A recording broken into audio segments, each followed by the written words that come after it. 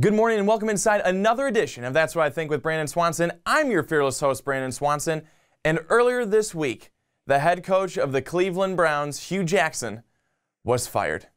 Poor Hue. He never had a chance. Was fired and he had a 2-5-1 record. He was just finally getting into his best season with the Cleveland Browns. He ends 3-36-1. Certainly nothing to write home about. No one would. And many people believe this firing to be needed and to be the right decision. I'm not one of those people. I'm just not. Now, Hue was never the yeller, the rah-rah rabble-rouser with the team. No. But he was a guy, among all accounts that I've read and heard, that was widely respected by his players. And sometimes that's enough. When Hue Jackson came in as the head coach of the Cleveland Browns back in 2016, he had crap. He had nothing to work with. The roster was terrible. He had a comeback hopeful RG3 at quarterback, then Josh McCown and Cody Kessler, and we all know where they are right now. Exactly. Think to where they are right now. Isaiah Crowell, he never panned out in Cleveland. They could never run him more than 8 times a game. They were always down. At the wide receiver position, they had Brian Hartline. Yes, Brian Hartline. Corey Coleman. He's now on his 4th team. The best player on offense was probably Big Game Barnidge, Gary Barnidge. And that only lasted about 1, maybe 2 years.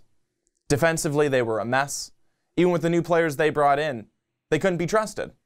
That's what he had to work with in 2016. And it wasn't pretty. And it didn't get much better in 2017 because we all know what happened then. This. The big goose egg. Nada. Now in 2018, he's finally starting to turn the corner. A little bit. The record may not show it, but I think the feel around the team did. You have a new quarterback in Baker Mayfield who can absolutely be a winner. You have a running back now in Nick Chubb. Even with Carlos Hyde, he was getting the job done on the ground. But you have Nick Chubb, a young running back who is very talented, very good, and can bust some big plays. You have an outstanding wide receiver, consistent threat, solid, and Jarvis Landry. You've got a young tight end in David Njoku who can do a number of things. We saw his talent last year. He needs to, shore up a couple of things, but he's on his way to being, I think, a good player and a big threat in the Cleveland offense. And then you've got a defense that is near the top in the NFL in takeaways. This is a Cleveland team that was turning the corner. 2-5-1 may not show it. They have been competitive in almost every single game they've played this season.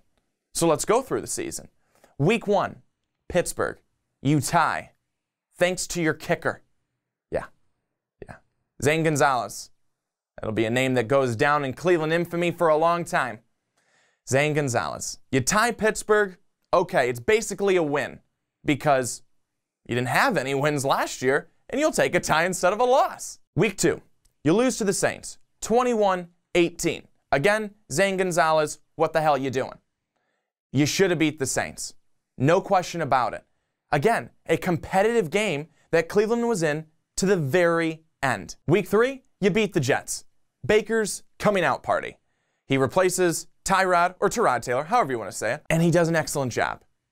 I know it's the Jets, but still, you come out in your first game as an NFL quarterback. You didn't start. You come in midway through, and you win them the game. That's big. And Cleveland finally can unlock the Bud Lights.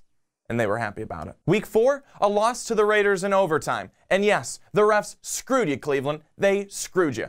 You should have absolutely been able to pick up that fumbled football by Derek Carr, take it to the end zone for a touchdown, game over. You never even go to overtime. Ridiculous. Absolutely ridiculous. The referees absolutely screwed you on that one. That could have been another win. So if you're sticking here with me, you could have beat the Steelers. You could have beat the Saints. You beat the Jets. You could have, and on these could haves, it's also should haves, could have and should have beat the Oakland Raiders. So if you see where I'm going here, this is not a 2-5-1 team. Week 5, You get a divisional win against who else? The Baltimore Ravens, who they've shown signs of being pretty good this season. But even to get a divisional win, huge for the Cleveland Browns. Absolutely huge. Week 6 blowout loss to the Chargers. Okay, you weren't in that game. That's fine. Chargers, very good team in the AFC West. A team that has reloaded, looks really good. You lose to them, fine, no big deal. You're still rolling. Week 7, tough loss in OT to the Tampa Bay Buccaneers. That's a tough one. You battled back in that one. The Buccaneers had a pretty big lead. Cleveland's able to come back. They show that they're a fighting team. You lose there, but you still feel good about what you're doing. And then this past week in Week 8, you lose a tough one to the Pittsburgh Steelers because why? Potentially, you change your whole defensive scheme. So if you look at it, this Browns team is not a 2-5-1 football team. And to be honest, if you're going to fire anyone, I can agree with getting rid of Todd Haley. But getting rid of Hue, I don't know about that. Now, you look around the league at all the other teams that are starting rookie quarterbacks and where they are. Because clearly, you get rid of Todd Haley, the offensive coordinator, and Hue Jackson, the head coach, because yes, maybe you're not happy with the record, but you're also not happy with how they're doing offensively. Okay, let's look at the other teams who are starting rookie quarterbacks. First, we'll start with the Cleveland Browns. Offensively, this is how Cleveland looks. 24th in points per game, 24th in yards per game, 25th in pass yards, and 9th in rushing yards. They fire their head coach, they fire their offensive coordinator. Now let's look at the New York Jets. 19th in points, 28th in pass yards, 15th in rushing yards. Todd Bowles is still there. Their offensive coordinator's still there. They ain't doing well. They're struggling. Darnold has no one to throw it to. They have no wide receivers except for the occasional Robbie Anderson who comes to play when he feels like it. The Jets suck. Let's be honest about it. But their head coach, still there. Let's look at the Cardinals. The Cardinals. They're about last in everything. If there's a category to be last in, the Cardinals most likely are there. 31st in points per game. 31st in pass yards per game. 32nd in rush yards per game. They're still there. Head coach is still there. Offensive coordinator, gone, yes. But the head coach is still there. See where I'm going? See where I'm going here? I know you do. You're smart. Then let's look at the Bills. Yes, the Bills. 32nd in points, 32nd in pass yards per game, 23rd in rush yards per game. Head coach, offensive coordinator, still there. They're still there. So all these teams, the point that I'm trying to make is these teams aren't that good. They're not that good. I don't think you could say that any of them are so much better than the Cleveland Browns. Cleveland Browns are 2-5-1, and they could be and should be much better than that. But Hue Jackson gets the boot. Todd Haley gets the boot. Hue Jackson, I understand. 1-15, 0-16, and then 2-5-1 to start isn't the type of start that you want or the type of record that you want from your head coach. Not at all. I get it. But I just don't feel like he had a chance to work with an actual good roster. Because Cleveland hadn't given him a good roster. They finally did, and they say, sorry, Hue, you didn't do it fast enough. BS. That's wrong. It's not right. You have to give a guy a chance to be able to be in there. And I know probably many of you will disagree with me, but why? Who else are you going to go and get? Now, I understand, offensive coordinator-wise, Freddie Kitchens. He comes in. I think you could actually see some really good things with Freddie Kitchens as the offensive coordinator. When he was the quarterback's coach with the Arizona Cardinals from 2013 to 2016, they went to the playoffs twice. Carson Palmer had 3 4,000-yard passing seasons, which one of them was his best season of his career. He threw 35 touchdowns. So, Freddie Kitchens, come on in. Also, I love your name. He should be an offensive coordinator. Freddie Kitchens, that's awesome. When asked what was the best thing that Bruce Arians taught you how to do, make a cocktail. That's outstanding. Of course, he taught him how to do more, but Freddie Kitchens sounds like a hell of a guy. I want to sit down and have a cocktail with him. Greg Williams now is your acting head coach. We know he's not going to stay that way. Defensively, I think he knew what was going on. However, upset a couple of players this last week by changing the scheme against the Pittsburgh Steelers. Talk about lighting a fire under somebody. Greg Williams can do it. Maybe that's what Cleveland needs, but maybe they also just needed a little bit of time. With teams like this, sometimes it's what you need. Time with a good roster. Finally, Cleveland is producing some results.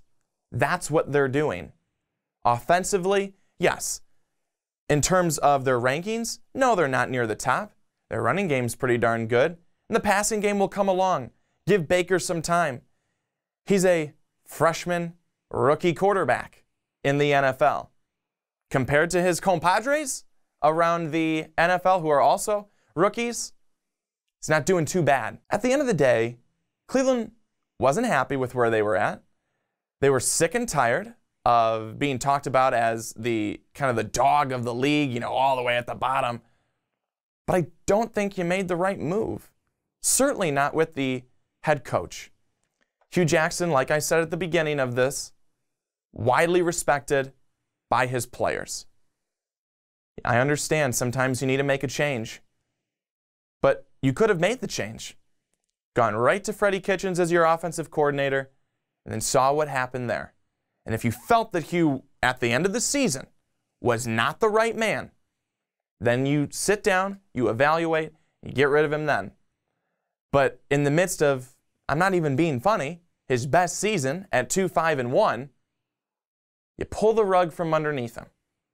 Now, Hue Jackson has gone on his whole, talking to everyone tour, first take, this take, that take.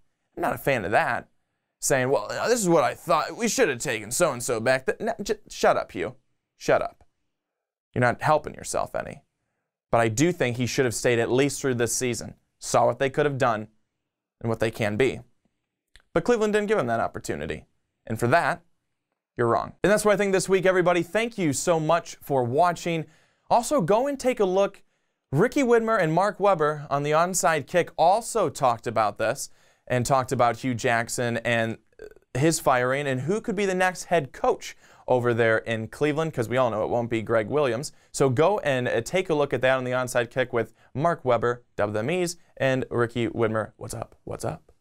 So also, I wanted to put in there, congratulations to the Boston Red Sox. An amazing season for them. Could have talked about them this week, but I really want to talk about Hue Jackson. But congrats to the Boston Red Sox. Really happy to see them get the win and just absolutely tear through the postseason. Congratulations to the Bo Sox for sure. Again, thank you so much for watching, everybody. We will be back next week. I can tell Ricky that right now. We will be back next week. Not sure exactly what time, but be looking for it. That's what I think with Brandon Swanson. We'll be back again. Hopefully there will be some good fodder to be able to talk about, and I'm sure there will be.